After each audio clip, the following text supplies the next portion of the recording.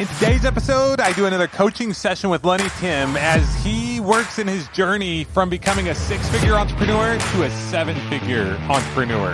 Hey, what is going on, my fellow and future millionaires? Welcome to the Millionaire University podcast. I hope you are all doing amazing. Boy, oh boy, has it been a past couple of weeks for me. I'll leave out the details, but let's just say last week I became an interim CEO for one of my companies. Yesterday, I quit as CEO of that company. Actually, we're bringing on somebody else to fill that role. On top of that, we put our house under contract just a couple of days ago. So we have like 40 something days to be out of here. And then our trip around the world will commence. But enough about me, let's talk about you and how we can put some money in your pocket so you can go on cool trips like this with me.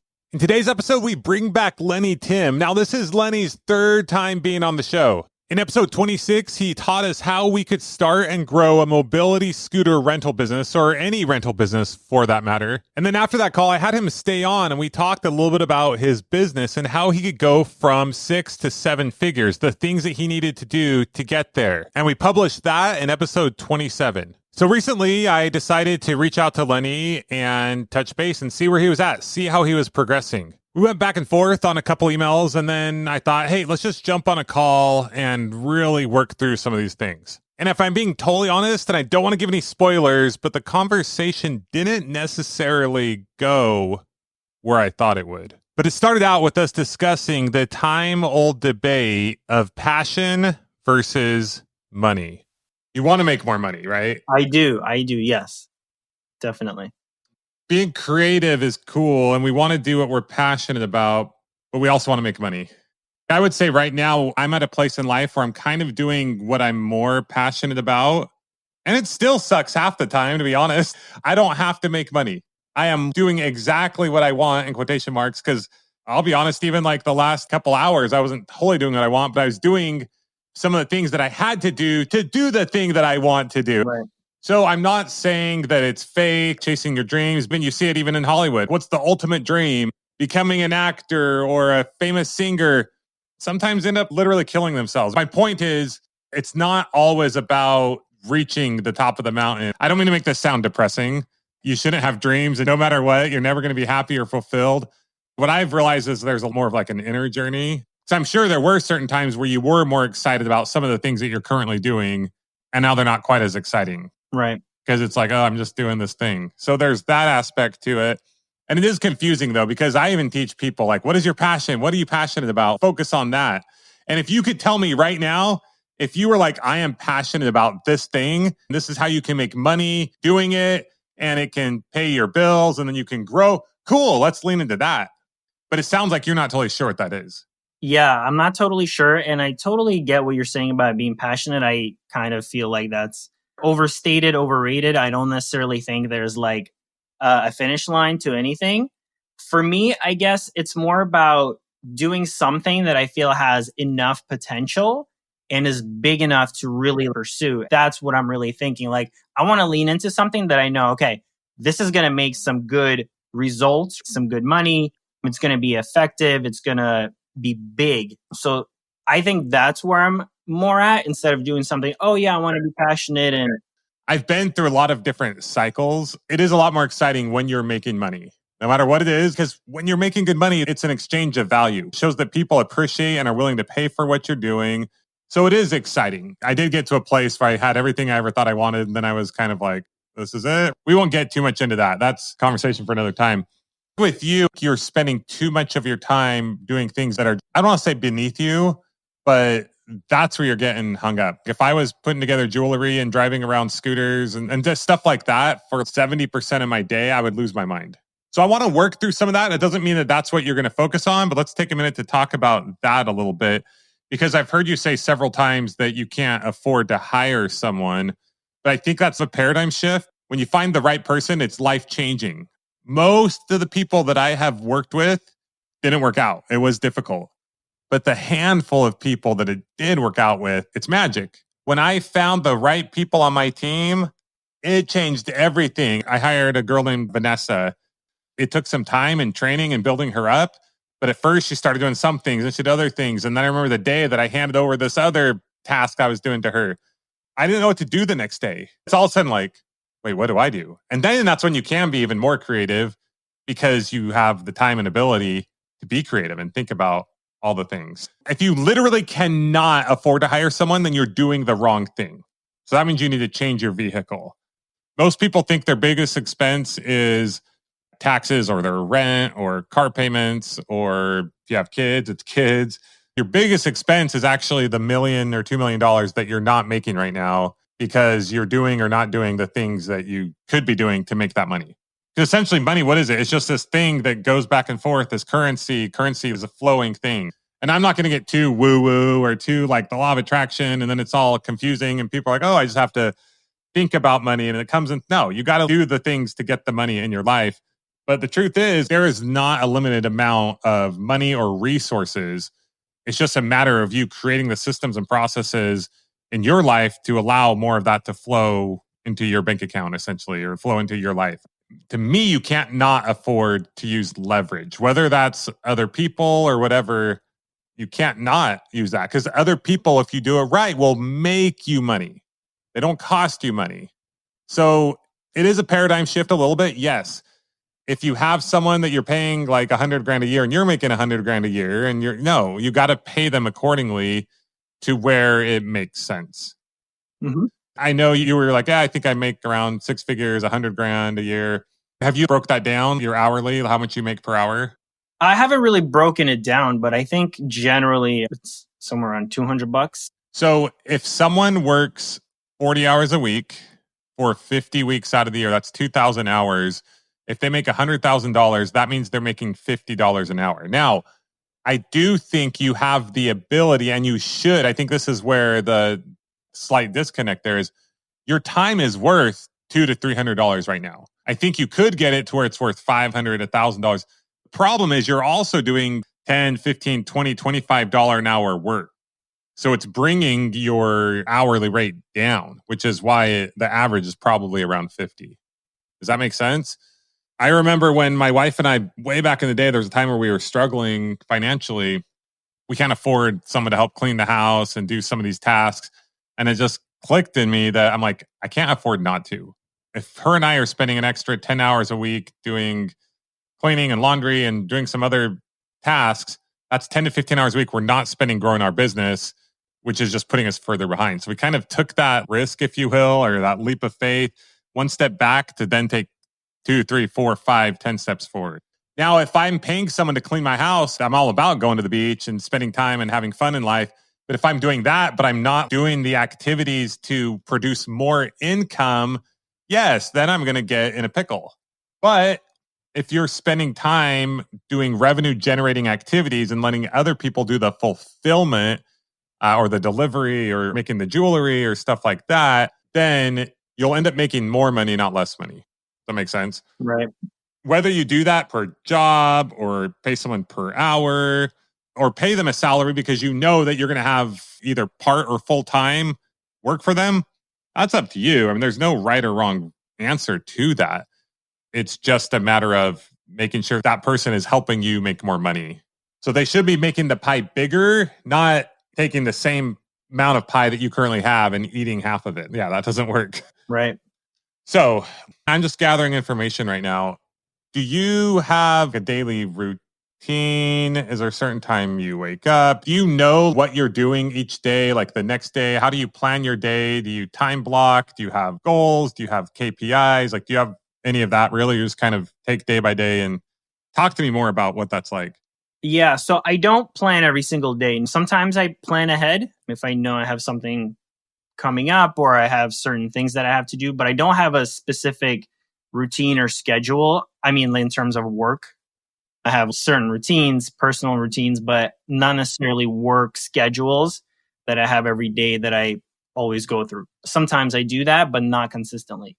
So how does that work? When you wake up in the morning, maybe breakfast, whatever, and then you're like, okay, what am I going to do today? Yeah, if I have something the day before, so basically today I'll have things come up maybe later in the day that I want to take care of tomorrow, I might plan ahead. So I'll write things down. I'll have a little to-do list. Okay, I'm going to solve this issue or I'm going to work on this. If I get an idea for something, like, okay, I have an idea how I'm going to market this business. I'm going to do an article and I'm going to send it to this person. They're going to post it there. Okay. Do some online marketing, or I'm going to update the website. I have an idea of how to make it a little better, so I get a better looking website that's going to help me. So I'll do that. But sometimes I don't do that. So sometimes, I have a day where I'm not sure what I should be doing. And since I have several things floating, I can't focus on any one thing. And it's hard to really do something productive. Okay. To me, it's pretty clear where the biggest quote unquote problem is, right? I think you just need to get clarity and have a direction. I don't want you to get hung up because you've said, I want to do something that it can become big, or I'm passionate or creative and I'm searching for that thing. I've heard you several times, and maybe you even heard it in the podcast when you listened to it. Yeah. And when we're inside the bottle, it's hard to see outside the bottle. And the goal is you were supposed to come with clarity of focus. Most people are like this. You did not have clarity of where you were going. Now, it's okay to not want to deliver products for the rest of your life. The goal is, what are you going to do today that's going to get you to the next destination point? And the truth is, you don't really know the Pocahontas song, right? You don't know what's around the next river bend till you get to the next river bend. And then you can see. So a lot of times you just can't see where you're heading. Now, if you're like, I want to do this and I want to do it in this way and it's going to make me this much money, cool. You could literally start in like a whole nother direction today, especially if you have 6 months in the bank or a year in the bank and you're like, I want to go try this thing and I can do it. But that's not really the situation.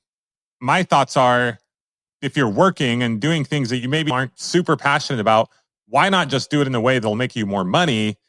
And then it might give you a little more time, a little more leverage, a little more. If you have other people doing stuff for you and you're still making good money, then you can sit back and be a little more creative if you want, either on the current things that you're doing. And you might, I can take this thing and do it this way. Or you can do something totally different if you want at some point, right? Right. We just need to get you to a point where the day before you know what you're doing the next day. Every week, you know what your focus is for the next week. Every month, you kind of know what your main objectives are for that month.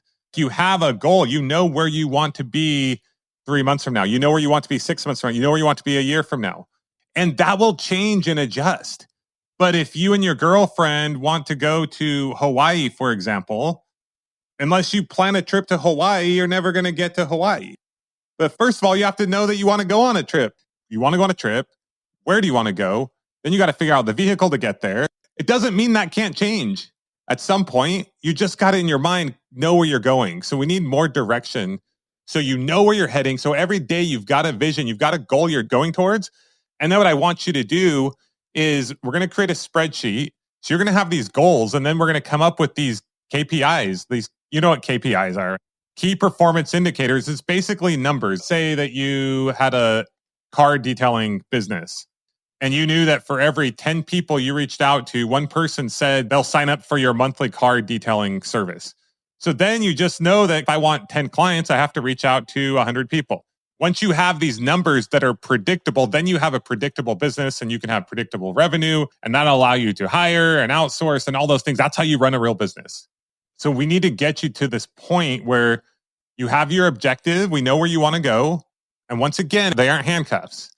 You can change those objectives, but you got to know where you're going in life. Otherwise, just like I mentioned, meandering, the hamster wheel. Yeah, it's a lot more fun. You've heard of the starving artist, right? Mm-hmm. I think anyone would love to, if they could get paid to just go literally like draw or create art or create music. But we got to figure out how to pay the bills and be creative and do the things that we're passionate about. It's like a combination of these things. So that's where we want to get with you. And what I want you to do is we're going to come up with some goals. Like, you're going to make these goals. I can't totally make them. I can talk to you about it, but it has to come from you. Every week, every day, you'll have to-dos, but we want to get you to the point where you have these KPIs. And it doesn't necessarily mean that you're the person doing the outreach or doing the marketing or doing whatever.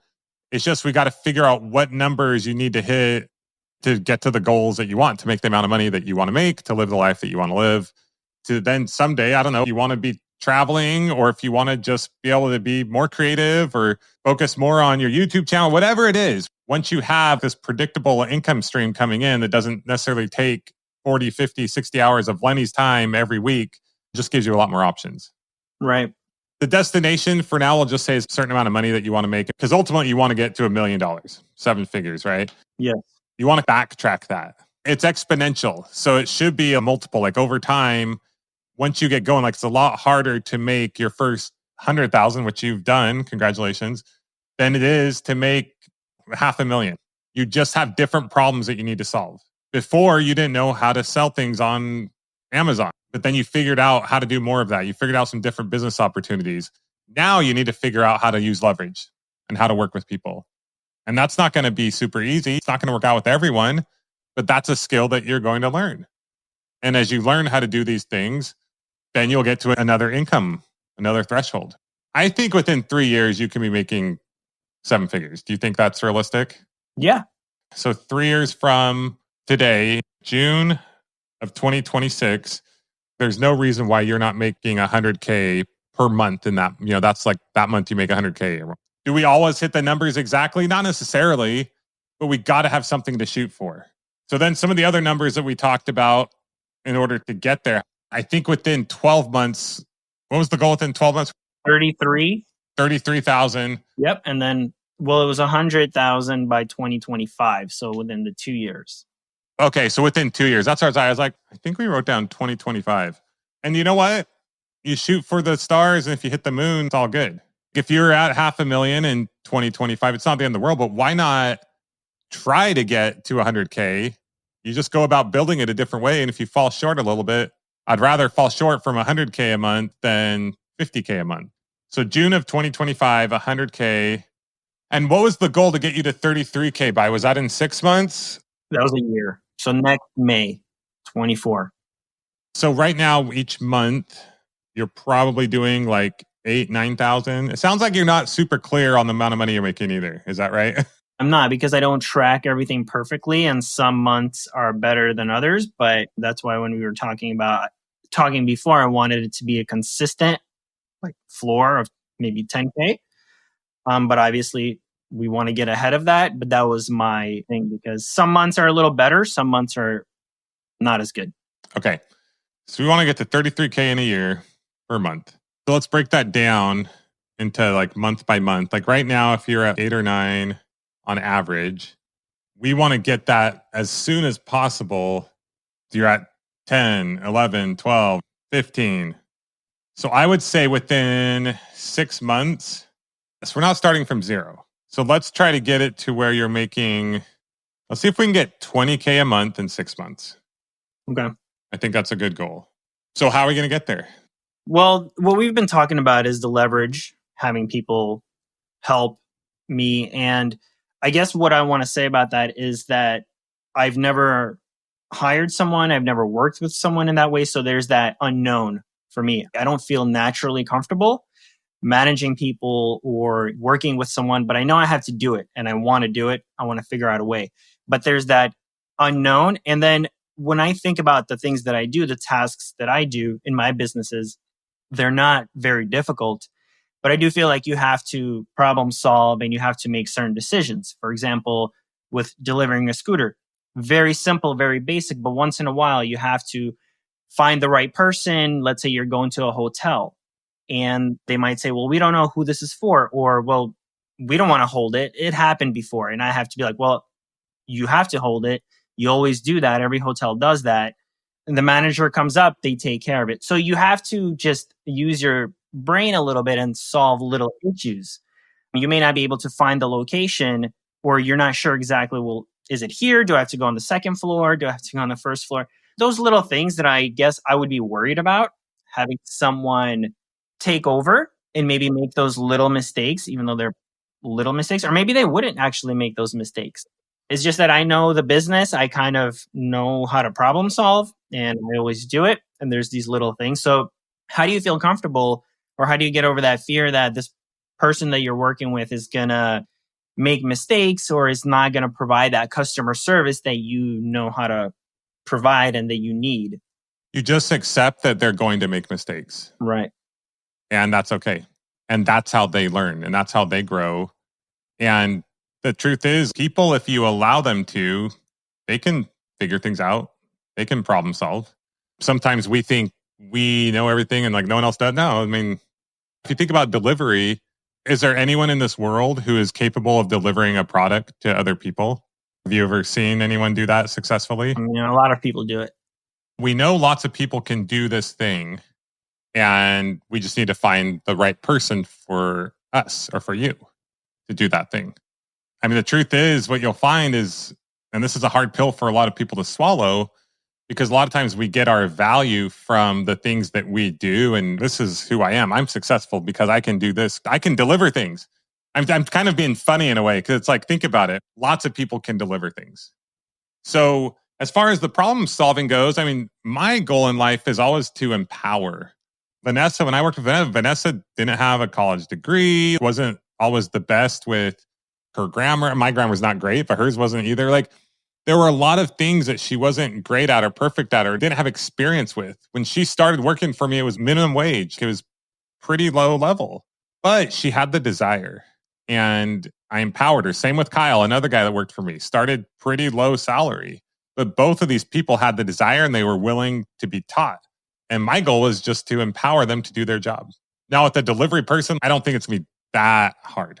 Right. Right? This will be a good like practice for you to learn to trust with people, let go a little bit, work with people, know that they'll make mistakes. How long would you say your average delivery takes? 2 round trips. On average, how much of your time does that take? On average, it could take 2 hours, 3 hours. Let's say each trip is like 40 minutes away. Loading up, maybe meeting the customer or just dropping it off. Maybe 3 to 4 hours because each trip is probably, on average, is probably a couple hours because by the time you load up, drive half hour to an hour, meet with the customer, drive back. And then for you, you're switching the thing that you're focused on. So then that takes time to recover. You probably need to grab some lunch and all this stuff. But let's say it takes on average like 4 hours. It's a good point that you make. You have to allocate time. And if it's in the middle of something, then you can't do something else. And Exactly. yeah. So it takes, let's say 3 to 4 hours. Depends on the situation. What's the average? I know for one day, it's like $75 or $100, but you're trying to rent these out for a week or a month. What do you think the average that you make from a rental is? I try to do a minimum of the actual numbers, $324, but like $400 is the minimum that I want to do. If you can make $300 to $400, but you can have someone else spend 3 to 4 of their hours doing that, maybe you're still taking the call and maybe the person has to call you and they're like, hey, the hotel person is telling me this. And you're like, okay, well, tell them this. Like, you took 20 minutes and you saved yourself hours of time. And that ends up costing you, if you're paying them $20 to $25 an hour, 75, maybe 100 with gas, however you work that out on the high end. What did you do? You just made a couple $100 from 20 minutes of your time. Your time is now worth $500 to $1,000 an hour. Yeah. If your time becomes worth $500 an hour, that's $1 million. I didn't even do that intentionally. Right. Boom, there you go. Yeah. You just made $1 million in a year. I was talking to my brother-in-law about this because he's flipping couches. So he's figured out that his own time, he can make like $100 an hour flipping couches. I'm like, okay, well, if you hire some drivers to do it for you, you're now making $50 an hour using their time. You're making $50 an hour for every hour that they're working. Is it easy? I mean, it's not that hard, really. Right. It's not super easy. You got to deal with people, and dealing with people is not always easy. And you're probably going to have to go through a few people, but man, it's worth it. Right. It's so worth it. That's the thing, jumping into that role, managing someone and taking it off yourself. And you probably won't hate taking calls as much if you know you don't have to go spend 3 to 4 hours of your life driving this thing around. So I think the first piece would be getting the driver. I think the second piece would be getting someone to help you take the calls. That would solve all of it. And just a quick point with the driving, once you do 2, 3, 4, 5 at a time, it exponentially, you're doing 2, 3 deliveries within a similar amount of time. 100%. Then if you have someone taking the calls, and you have someone delivering the scooters, then you can just focus on cranking that up, getting more traffic, maybe expanding to another location. Now, my point here is not to say that you have to make a 7-figure business with scooter rentals. You absolutely can. But the principles are the same. The widget changes. That's where the creativity gets fun. I don't really totally care what the widget is. It is cool that you're providing value to people. I get excited about systems and processes and how I can improve other people's lives and make my life better. The more value that you give to other people, AKA giving jobs to people and providing more scooters for more people, this is all symbolic, right, of whatever business that you do, the more money you end up making. It's true. You're right. And a lot of people need scooters, and sometimes I'm not able to supply them. And they're obviously calling me because sometimes they complain that this other company is like not their whatever word I want to use. And I'm very good with them. You know what I mean? I know that you have to provide good customer service, and I try to work together with some of these other companies, and they're like clueless. So you're right. I mean, I would be providing something that I think a lot of people are like, I can't find one, I'll deal with it, or they can't do what they want to do. So I just wanted to say that that is a good, strong point there for sure. It's cool as you're sharing more of these things. I'm like, okay, Lenny has a belief that these other guys suck at what they're doing. Therefore, anyone Lenny hires is going to not be good because Lenny is the guy at this. This is what I believe. I believe out of all the things that I do in my life and all the things that I'm good at or not good at, whatever, like there is always, I was going to say someone, but there's literally hundreds, if not thousands or millions of people that are better at every single one of those things that I'm good at that are 10 times better than me. But if I can move my ego out of the way, and what if I'm just the guy that helps bring those people together? And that's where magic happens. And you can make a lot of money from that. Even with Millionaire University, I don't necessarily think I'm the best interviewer in the world. Sometimes my audio is off. Like when you and I, the other day, I was at the studio and I thought I had a great mic. And then I listened to it later and it was going through my laptop and I ramble a lot and use filler words. How you were mentioning that you were saying you do too. And sometimes I'm like, what am I doing? I suck at this stuff. But my goal ultimately is to create a platform that helps people achieve success.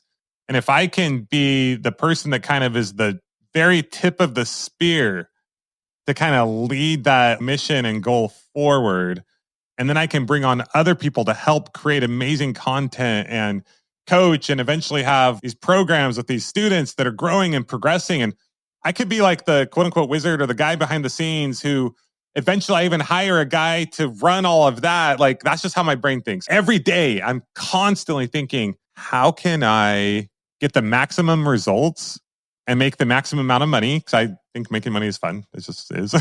It's like a game to me with the least amount of my time. We could literally take your current situation in your life and we could make a board game out of it. You would crush that game because you're like, what have I got to lose? You would crush it within a couple days, right? Like you're like, boom, boom, boom, boom, boom, boom, game over, I win. But in life, sometimes we shrink to that. But that's all it is a game. Just you don't want to take risks where you're going to like lose your shirt, but you're not going to lose your shirt by paying someone $20 an hour for the amount of time they're spending delivering you a scooter that's making you $400. The math adds up. It's not like you're going out and investing $1 billion. You're not putting everything on the line with that. That's a pretty simple math equation that works to your benefit. So now we could do the same thing with your Amazon. These are where my thoughts currently are, and I'm just trying to read your mind based on what we've been doing. You already have a couple income streams coming in. There's not really a big strong need or desire to just drop and quit those because then you're like, oh, how am I going to pay the rent? How am I going to pay the expenses? So my thoughts are take the path of least resistance. Take what is already coming to you and just use leverage to get more out of that. And then as you do that, you'll not only be making more money, you'll have a little more time to be creative. And that might be being creative within those businesses that you already have. One of those might totally start to dwarf the other one, where you're like, oh man, we are crushing it here. I'm just going to order way more scooters, or I'm going to now have scooters and this other thing that these people might want as well. Oh, I'm making enough money. I might get like a little mini warehouse. I might have a couple locations. Like I've already got your whole plan. I have 10 plans already mapped out for you, Lenny. You just need one of those for you. You need to map out one of those for yourself and just start to execute on it. So let's talk about your jewelry business. How much do you think you make doing that? Probably similar. Like I said before, it takes me a couple of hours to manage that business, a couple hours a day. generates probably around 5K a month. Okay, so 5K per month, a little bit more than $1,000 per week. If you're spending about 10 hours a week, that means you could pay someone $200 a week to make you 6 times that. Are you picking up what I'm throwing down here? Yeah. And what happens if you are not spending that 10 hours a week making the jewelry? Yeah, I mean, I will have that time, but my goal is to apply that time productively, proactively. You want to be the rainmaker. You want to get to the point where you're focusing on marketing and sales and then the air traffic control. You're still leading the charge. You're not at a point where you're ready to hire like a CEO and pay them 6 figures because that would take all your profit. Eventually you can get there. That's how you grow an 8-figure company. But you can get to 7 figures with just very basic leverage. You've already gotten the traction. You've already done the hardest part. You've already launched the thing into orbit. You know the numbers. You know how the things work. Now you just have to use some very simple leverage because these guys aren't going to know how to go out and build a website and generate the need that you have. Do you think you could sell more jewelry if you're not making the jewelry? Like if you have more time to do that? It depends. Yeah, I don't know. I could focus on, for example, an e-commerce store that does that instead of maybe Amazon. I could maybe focus a little more on it. I think I have to be in that position where I'm like, okay, I have this taken care of, the physical part, and now I can I have to focus on expanding it because I already have that part taken care of, and I won't have to necessarily spend my time there. And the sky's the limit. And your mind will open up to all kinds of opportunities as you're not doing some of these more lower skill level, time intensive activities. That's what I always recommend. Number one is to make a list of everything you're doing and everything that takes a lot of your time, pretty easy for someone else to do. That's what you want to offload first. And then over time, you build something bigger. And then, okay, you maybe need to pay some more skilled people to do some bigger things to get to that next level. But I think you have a pretty simple step here to get to this $20,000 a month that we talked about within 6 months, and then $33,000 within a year. And then from there, just keep growing it. You might pivot into some things, but I want to look at it as a one day you're going to get up and just totally change 100% of everything you're doing. No. FOCUS stands for finish one course until success. You've already started 2 courses, so you may as well keep working on both of those, I think. If you hadn't started either one of them, I'd say just start with one. But you already have proven kind of both of those, so I would continue with both of those. But then once one of them is a little more automated, this is kind of going. So now you can double down on that. Or what's the next lowest hanging fruit? Maybe there's something totally different that you want to do, but you don't have to worry about money anymore because you now have the bills that are being paid for. Once we had our house flipping systems going and Vanessa was running my house flipping business for me, I was making more money and working less. And I'm not trying to sound all get rich quick. No, it took a long time to get there and we built something and we had to do it intentionally. It took work and effort, but we did it. And then after that, I was like, hey, I'm kind of bored of surfing every day or trying to learn how to surf every day and just hanging out. It's fun to be able to do that. But what do I want to do now? And so then I was able to think about something else and got into education and learned about online marketing and all that stuff. So I think your next steps are pretty clear. What do you think your next steps are? Do that, how to automate my current businesses. I mean, my issue is also wanting to do something that's going to have a ton more potential, but I'm very happy with optimizing and automating what I have now and making the best of it. And hopefully coming to a point where that's not necessarily occupying my full mental capacity, my physical capacity. And hopefully that will generate me good income. And then I can move on to something else because I will inevitably want to do that. Want something bigger, better. So my thing is to try to really put some numbers on paper. I'm not great at that. I don't really do that, but I think I need to make some goals. Try to figure out how much I can make, let's say with the scooter business, and then jump into that realm of having somebody help me do that. How many calls a week do you get from your scooter business? I get calls every single day and I don't know exactly what's what, but it could be on average, I would say at least 5 calls a day. Wow. If there were 3 Lennys and one of them only took calls all day, how many people per week that would want to get scooters to? Well, it's hard to say, but I do think easily it can be a 10K a month business right now. Just the way it is now without me really growing it. I think that's the current demand right now. That's my guess. And A lot of people don't follow up. They don't email, they don't call back, and they just move on. And I don't know who they are. It could be a big account, it could be multiple scooters, it could be a repeat. We got to the point with our house flipping students so that send out marketing or have websites that would generate leads. So they have people answering calls live, that have people following up with people, incredible follow-up systems. Their systems had to be very sophisticated because it's very competitive. I think you kind of have some low-hanging fruit here where you don't have to have incredibly sophisticated systems. But if you have got to the point where you had someone answering all the calls, following up with people, and you're just driving traffic to them, and that's where you figure out your KPIs. You're like, okay, maybe try some pay-per-click ads. It works, maybe it doesn't work. But maybe you try a couple different things and you realize that for every dollar you spend, you can make a 5x multiple. I think there's a lot of opportunity here. You need to go hardcore into something. You need to have a focus. I don't care what it is, but if you don't know what that is, if you're going to work, you may as well leverage. You may as well make good money while you're working. I think many years ago, it probably isn't good anymore because people either love or hate him. But I think Donald Trump said something like, if you're going to think, you may as well think big, right? Or something like that. But yeah, I mean, if you're going to be doing stuff that you love or don't love, why not do it in a way that is more exciting and you're making more money? The number one thing I would do if I were you, I'd do a little research and just see how can you find someone who can help you with deliveries.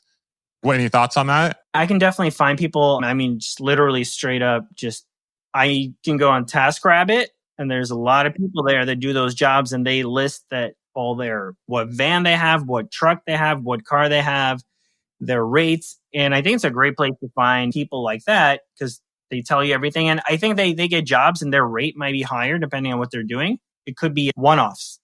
If I could get somebody on a little bit more of a consistent schedule, I'm pretty sure I can do that. The phone thing I'd like to figure out, which is not hard, is just me being, I guess, lazy. I could potentially get maybe a VA overseas, but I do care about the language. I do care about the presentation. And you got to know a little bit of LA. And I think this would just take some trial and error. I don't want somebody to take a rental that's really far in the middle of rush hour that I would not take. You know what I mean? 100%. Do most people call or does anyone fill anything out on the website and you get a form or anything like that? Well, as I was saying, most people call and I probably get 10, 20% of people emailing me or whatever, submitting a form. So 80% of people probably call and then if I don't pick up, they move on. They don't follow up. It's the same thing in every business.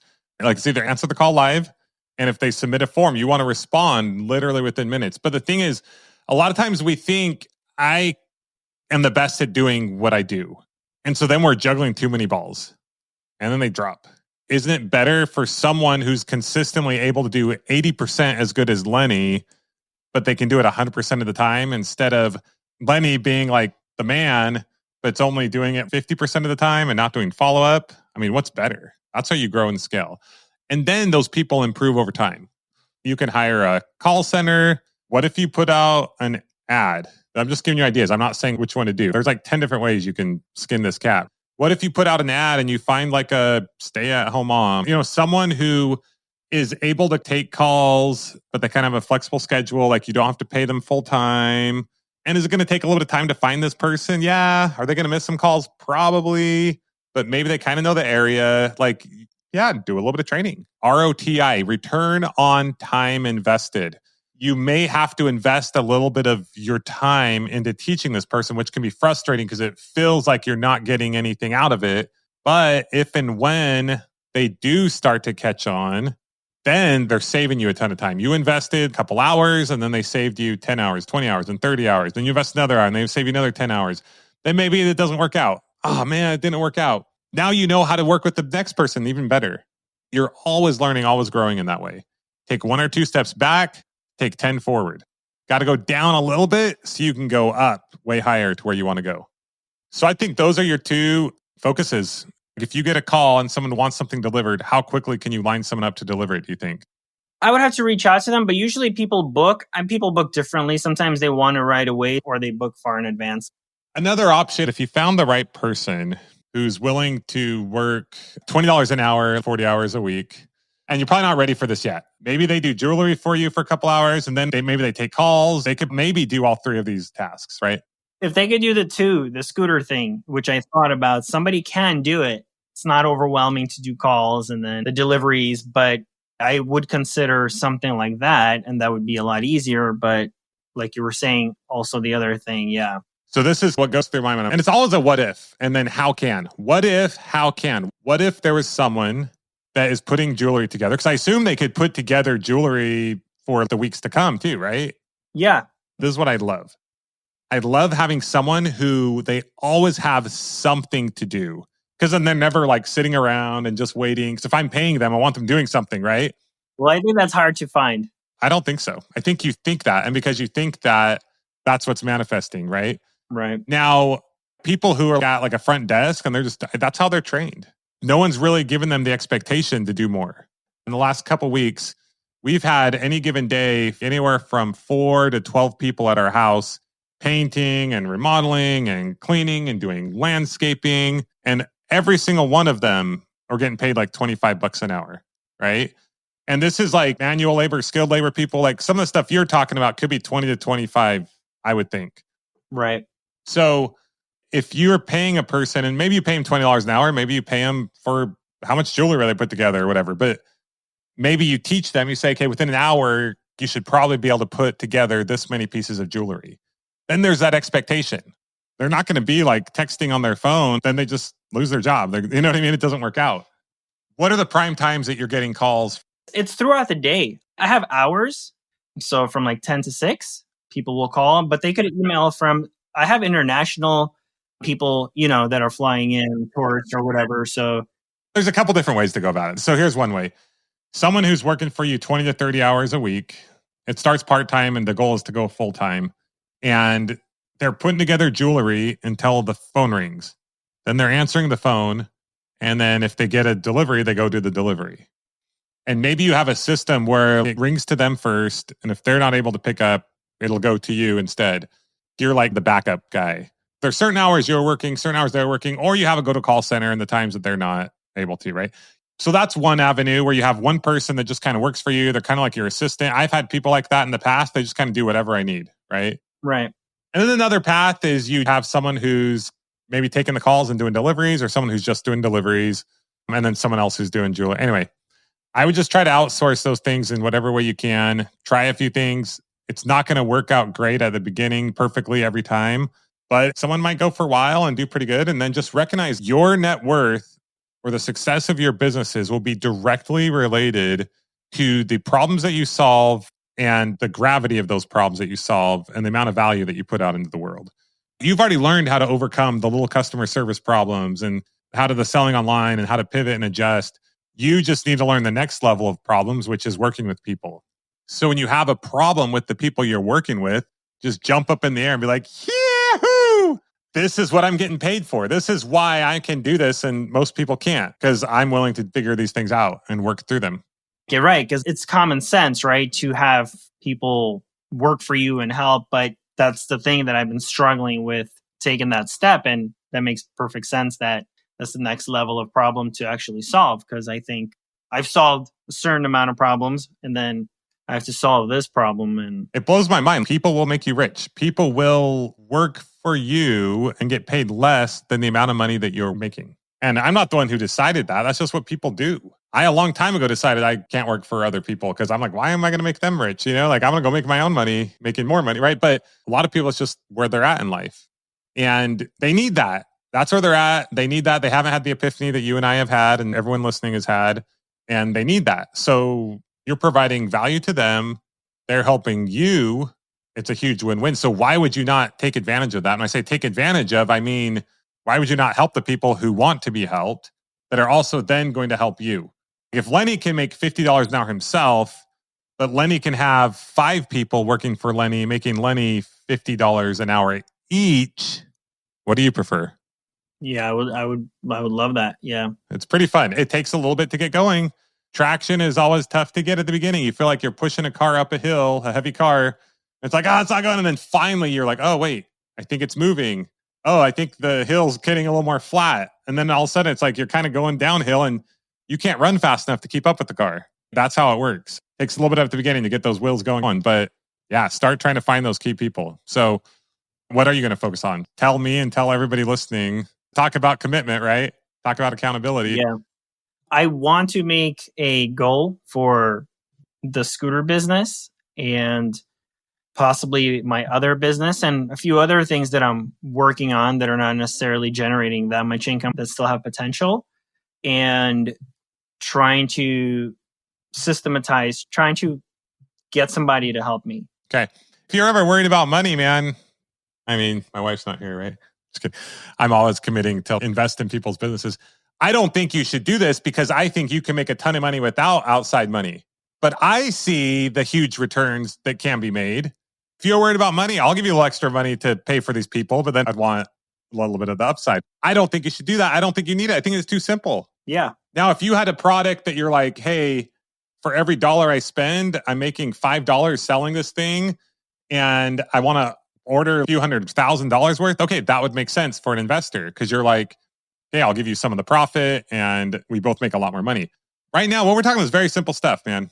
Hire someone for $20 to $25 an hour that's going to make you an extra 50 or whatever dollars an hour. Very simple math. So I would just focus on finding those people. And once you have 1 to 2 key people in place, you just keep growing into that. We have to have a very clear goal, though, before we leave this call. How long do you think it'll take you to find somebody who's doing something for you? Yeah. I want to say within 2 months, I want to have 2 months. Because I still have to do my part. So I have to fully commit to the business. I have to get as much revenue as I can out of it. So then I can feel comfortable with hiring someone that can help me do the logistics and then make sure I have enough to cover that. And I'm sure there is, but I need to commit and be like, okay, I'm going to be making this much. So I'm going to be able to pay for someone to do this. So I was going to say a week, but then I thought that was too long.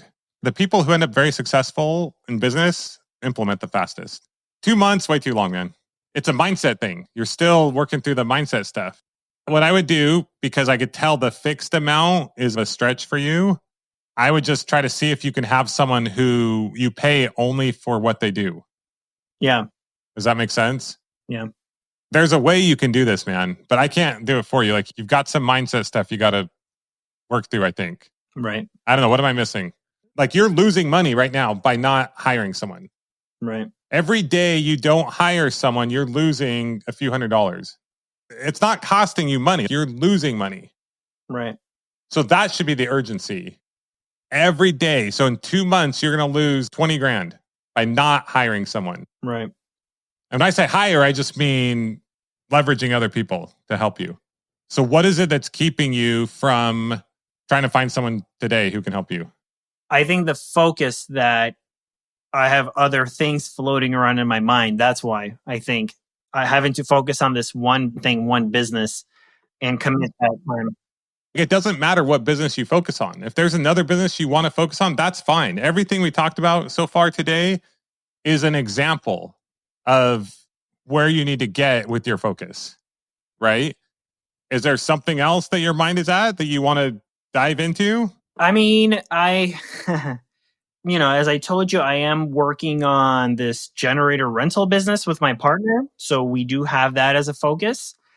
My e-commerce, not the Amazon, but an e-commerce store that I am constantly trying to figure out because I think that would be better. Amazon is a great avenue, but it's not perfect because they're still in control. I want to be more in control. I want to have my own e-commerce store. I have a drop shipping store that I'm trying to make work in the toys category and probably a few other things like that. But honestly, these are all the things that are on my mind nonstop. Your biggest struggle is so clear. 99.9 out of 100 people listening all know, like, you're not focused. You're chasing you're in so many directions. I watched this video yesterday, the 1 by 1 by 1 method, which is basically one product or service, one funnel, one way to drive traffic. Do those things. Focus on only like one of each of those. And that's a 7-figure business. And from there, you can go to other sources of traffic because you figured some things out. You're focusing on 10 things. You chase 10 rabbits, you're not going to catch any. But yeah, 100%. And I don't know how to. And that's fine. Look, listen, that's why it's important to get clear on what you want. For you, I interviewed these guys yesterday who have like a dinosaur podcast, and they love dinosaurs. They're geeking out. They're doing the thing that they love. And they're like, yeah, we don't care now if we retire right away because we just love doing this and it's our job and it makes us money. Fantastic. If you have that thing, maybe you love trying out a whole bunch of different businesses and wandering from here and there and dabbling. I think that's what I like to do. And that's fine. Then keep doing that. But you're not going to make a ton of money doing that. You might, probably not. And that's totally fine. I can't really help you a whole lot more at that point, because my goal is to try to help you or anybody listening grow their business. But you have to be clear on what you want and where you're going. But that's cool. Just be happy with where you're at then. And keep trying to grow within the thing. But I feel like you want to make more money, but the way you're going about it is not going to get you there. I know that that's a fault. They say your virtue is your vice, right? I have ideas and I can bring things. I can start things and create things, but then it's too many things and I don't focus on any one thing. Even one focus is, there's a lot of little details and it's hard to even do everything you want to do within that one little thing. At first, my wife and I were like, okay, we want to do another business. We're kind of bored, taking some time off. We want to do something else. We had tons of ideas. We knew we couldn't do all the ideas. We've been doing business long enough to know we had to focus on one. Right. And we finally narrowed it down to one. But even within that one idea, Millionaire University, we had to niche down, focus to focus, like get way down to where we only have 2 objectives right now. 2. One platform, grow the podcast and create incredible content. And that's it. Create incredible content and grow the podcast. That's all. Everything else is a distraction if it does not help do that thing. And then once we've accomplished that, once I have other people helping create content and we've grown to a certain place, then we're going to get some sponsors. And then that's going to be our focus for like a year. And then once we're making $100,000 a month doing that, then we might start a program. So I have all these ideas of what I want to do, but I'm like, okay, that's probably 2 years down the road. Lenny, you get an idea and you're like, well, I don't have anything to do today because I don't figure out what I'm going to do. And I'm going to learn this new thing. It's like, squirrel. I'm telling you, man, I've been in mastermind groups. I've coached lots of people. It's very clear what you are doing. If your goals are to make a lot of money and live a life of financial freedom and waking up every day and having a focus, but then eventually being able to do the things that you want, the directions you're going is not going to get you there. You got to get clear on what you're doing. You got to have a focus, man. Been listening to too many side hustle interviews, man. Yeah. You're trying to do all of them. Those are my thoughts, but you got to listen to your heart, man. You got to do what you feel like you're into. Yeah. I'm realizing I'm trying to understand, and I know that I have to focus and commit. Focus and commit. But beside that, you got to use leverage. Right. You don't have to say, I'm going to focus and commit to this thing, but commit to the process of growing your business. Commit to allowing other people to help you make more money per hour than you're currently making. Right. Yeah. Commit to the process. Yeah. I like that. Maybe you only do scooters for another month or 2. It doesn't totally matter. But if you're spending your time doing tasks that you could be paying someone else minimum wage to do, that's not the highest and best use of your time. If you do that like an hour a week, that's okay. If you're doing that 20 hours a week, then you're just not living up to your potential in that regard. All right. I'll let you think through this. To me, you're ready to go outsource and find some people like tomorrow. Like I would literally get off this call and I'd be focused. When I said you have a week, it wasn't a week to start. It was like start now. And then within a week, you found the one. But it seems like there's something going on that you're still holding on to something or holding back or concerned or afraid of something. I am going to think through everything. Okay. Sounds good. We'll be in touch, man. Let me know if you have any moments of like, okay, I'm going to do this. If you're concerned about money, like money is not an issue. You need an investor, you can get an investor, right? Whatever it is, you can work through any of it. Okay, so there you have it. As I mentioned at the beginning, this call didn't go, or at least definitely didn't end the way that I had hoped it would. Between calls and emails, this was probably my fifth or so time talking to Lenny about this exact same thing. And I just didn't feel like he was grasping it or totally embracing and accepting the challenge. And there was probably a time when I wanted to grab my computer and throw it across the room.